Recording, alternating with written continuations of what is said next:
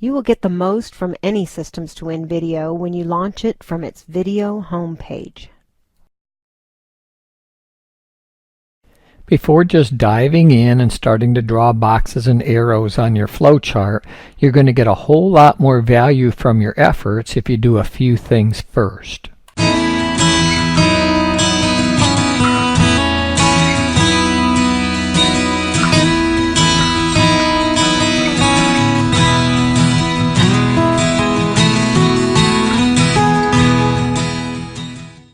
Let's pick up where we left off on the training page for the swim lane cross-functional flowchart.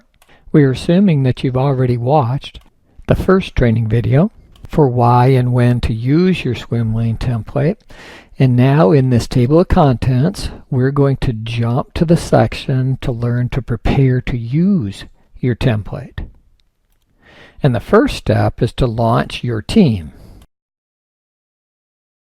Remember, by definition, a cross-functional flowchart is for a process that gets handed off between different people or teams in each swim lane. So by definition, this is a team sport. You'd be breaking countless numbers of lean principles if you were to attempt to redesign a cross-functional process all by yourself. So your first step is to launch your team using the same consistent standardized tools and methods that you use to launch every one of your process improvement teams. And then your team leader can use his or her favorite team charter template. Very importantly though, the team needs to define the beginning and ending boundaries of the process. And where does this process fit in the surrounding value stream? Although each flowchart might have 10, 20, 30 sub-steps of their own, usually each flowchart correlates to one and only one continuous flow process box within a value stream. And if you are an advanced practitioner, you can optionally learn how to roll up data from and drill down to data that is shared between these related documents. That's optional. And as the leader, make sure that your team doesn't fall into one of the most common pitfalls, and that is to use a single flowchart to try to consider every possible variation that might ever happen within that flow. Even though your Systems to Win template is one of the few on the market that is capable of depicting multiple scenarios in a single flowchart, that doesn't mean it's a good idea to start with scenarios. In fact, it is never ever a good idea to start with scenarios. One of the most important things your team will do is to choose one very narrowly defined scenario. You observe only that scenario. You improve only that scenario. You're going to make everyone's life a whole lot easier. And then use your team charter template to remind you to finish out the other minor decisions that you use when chartering any type of team. The next step is to observe the process using any one of your process observation templates, which each have their own online training for how to use them. Now at this point, many team leaders prefer to start out with something really simple like sticky notes or pencil and a paper or a block diagram. But at some point, maybe as you are preparing for the only 5 minutes that you're going to have in front of the most senior people in your company, maybe when you are preparing to persuade the people who actually do the work to try to buy into all the grand ideas that your team came up with, you're going to want to transcribe those messy scribbled notes into a clean, legible, mathematically correct presentation. If you were the person that someone was trying to persuade to change your ways, wouldn't you prefer a clean, legible presentation with reliable math?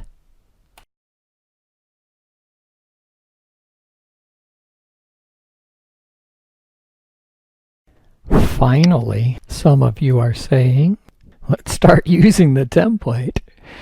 And to do that, you do all the usual things that you do with any Systems to Win template. You find it and open it, name it and store it in a logical place. You open a blank sheet, maybe switch to a different language. If you haven't completed the new user training, then now might be a good time to go do that and then come on back. The first thing to do is to fill in the header fields at the top of the page. And you can click any header title to get pop-up help. There are a few more header fields on the right side. And like every Systems to Win template, you can click the link to online training, where you will find help and training that can be translated into any language.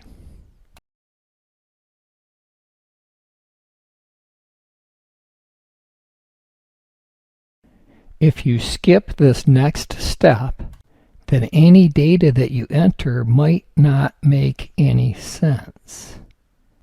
How do I know if capacity is going to meet demand? What's the demand? Are we talking widgets, units, cases, pallets? What is this? So before you just start typing in numbers, or before you even start drawing things, your first step is to click this page navigation link, which will jump you down to this lower right corner of your flowchart, where you will enter your default data into each of these pink double bordered cells. For instance, if you are working 2 shifts per day, that's going to make a big difference in a lot of your numbers. And then scroll down to this section outside of the print area that says Start Here, where you will define your demand unit of measure. In other words, what is it that this process is delivering? If it was a hospital, it might be patients that get processed. For a service process, it might be orders. You have to enter demand per week, but then you can convert your weekly demand into any other time period using this cell to convert weekly demand into your preferred time period. Then, when we scroll up, we see that both demand and capacity are now displayed per month rather than per week. And let's scroll back down to look at the last 3 fields. Notice that the cycle time unit of measure does not have a pink field. If we click that header, we see the pop-up help, which tells us to click the anchor link to go to the instructions section of the help sheet. So let's do that. Let's click that little anchor link, which jumps us over to the help sheet, where we can use this drop-down list to choose between seconds, minutes, or hours. Now, very importantly, if you change it from the default that it started with when you open the workbook, then you have to choose Control Shift Alt F9. Click all those keys together in order to recalculate.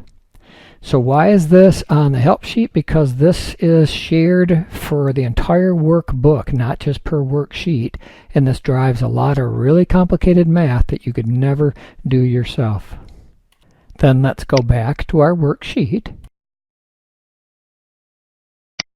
and let's click the pop-up help for process ID.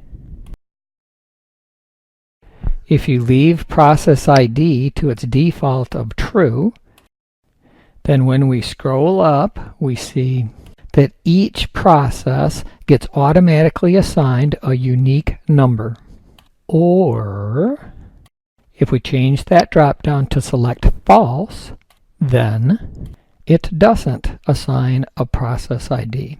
But we can always select this cell right above the process box, where we can manually enter our own step numbers. And to illustrate the last pink field, let's use the sample sheet.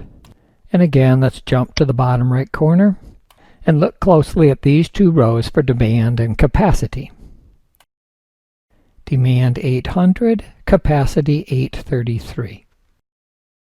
Then let's scroll down and change this andon for capacity from 100% to 120%. Scroll back up and notice that our numbers did not change for demand or capacity, but capacity is now bold red. Why? Because we're cutting it too close. We said we wanted at least 20% excess capacity, otherwise let me know. Too dangerous. That's what the capacity andon does. You define how close you want to cut it before you get alerted to plans that might not work. So in summary, before you just start entering data, always start at the bottom right corner and enter your defaults into each of the pink double bordered cells, just like you do for every other Systems to Win template that has any kind of complex math.